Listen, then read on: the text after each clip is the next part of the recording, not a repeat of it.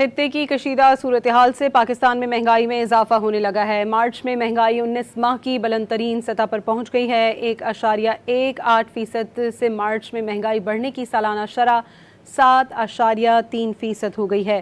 خطے کی کشیدہ صورتحال سے پاکستان میں مہنگائی پر اثرات۔ پاکستان میں مارچ میں مہنگائی 19 ماہ کی بلند ترین سطح پر پہنچ گئی ہے۔ فروری کے مقابلے میں مارچ میں مہنگائی کی شرح میں 1.18% کا بڑا اضافہ ریکارڈ کیا گیا ہے۔ فروری 2026 میں مہنگائی بڑھنے کی سالانہ شرح 6.98% ریکارڈ کی گئی تھی۔ اس پر مزید بات کریں گے ڈان نیوز کے نمائندے طاہر شرانی سے۔ جی طاہر۔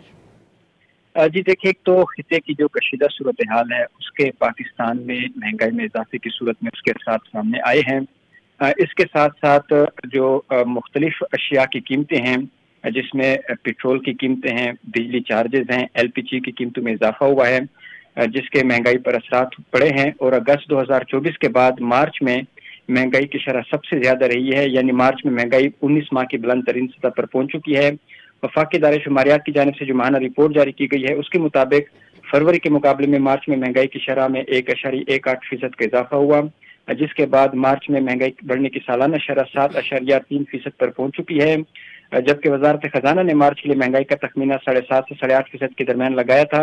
جو مارچ میں مہنگائی ہے وہ وزارت خزانہ کے تخمینے کے مطابق رہی ہے۔ جو رپورٹ ہے اس کے مطابق رواں مالی سال کے پہلے 9 ماہ جولائی 2025 سے لے کر مارچ 2026 میں اوسط مہنگائی 5.67% رہی ہے۔ مارچ میں مہنگائی بڑھنے کے باوجود جو شرح ہے وہ سنگل ڈیجٹ میں رہی ہے، چاہے وہ ماہانہ مہنگائی کی شرح ہے یا جو 9 ماہ کی اوسط شرح ہے وہ بھی سنگل ڈیجٹ میں ہے۔